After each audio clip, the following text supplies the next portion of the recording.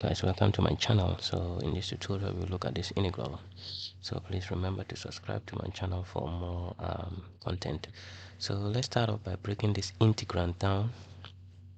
So I'm going to start off by breaking the inner square root 1/2 plus 1/2 cosine of 8x a theta.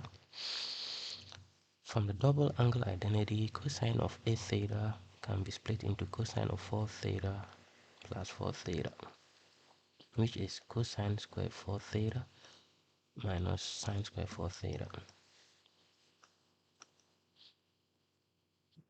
And this can also be written as cosine square 4 theta minus 1 minus cosine square 4 theta.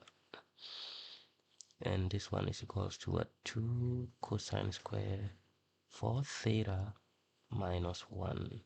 So this is how cosine of a theta can also be written like this. So we can plug this into our square root. So 1/2 plus 1/2 multiplied by 2 cosine square 4 theta minus 1. And what does this one simplify to? This one simplifies to 1/2 plus cosine squared 4 theta minus 1/2, and that is equals to the square root of this, and this will cancel, and cosine square 4 theta in the square root is cosine 4 theta, like this. So this one really reduced to cosine of 4 theta. So we can plug that into our integrand, and that one will become, so the inner one, it now reduces to the square root of 1/2 plus 1/2 times this, and that has been reduced to cosine of 4 theta. So that is going to be cosine of 4 theta, like this. And from the double angle identity again, cosine of 4 theta is the same as cosine of 2 theta plus 2 theta, and that is equals to cosine squared 2 theta minus sine squared 2 theta. And from the Pythagorean identity, we know that sine squared 2 theta can also be written as 1 minus cosine squared 2 theta. And that really simplifies to 2 cosine squared 2 theta minus 1. So we can plug that into our square root. That becomes 1/2 plus 1/2. Cosine of 4 theta can also be written as 2 cosine squared 2 theta minus 1. And this one simplifies to 1/2 plus 1/2. 1/2 plus cosine squared 2 theta minus 1/2. And this will cancel, and then we have like cosine squared 2 theta in a square root, which is cos of 2 theta. So the inner ones further reduces to cos of 2 theta. So what we are left with is this one, the inner one, which is now the 1/2 plus 1/2 of 2 theta, because the whole of this has been reduced to 2 theta.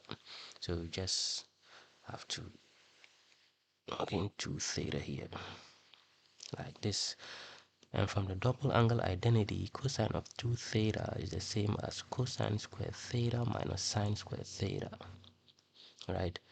And from the Pythagorean identity, sine squared theta is 1 minus cosine squared theta, and you are getting 2 cosine squared theta minus 1, which we can plug into our square root again for the last time.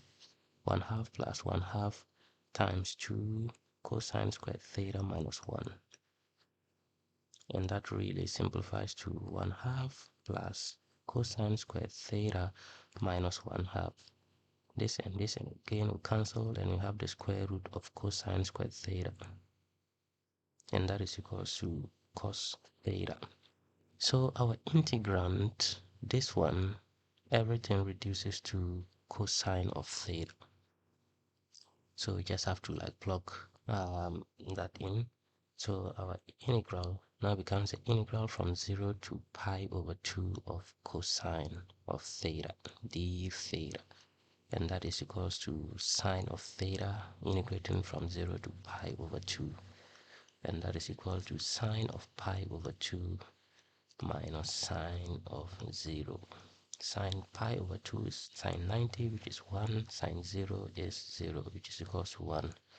Therefore, that integral, the integral from 0 to pi over 2 of the square root of 1 half plus 1 half, the square root of 1 half plus 1 half, the square root of 1 half plus 1 half, cosine of 8 theta d theta. This is simply equal to 1. So this is the value of our integral.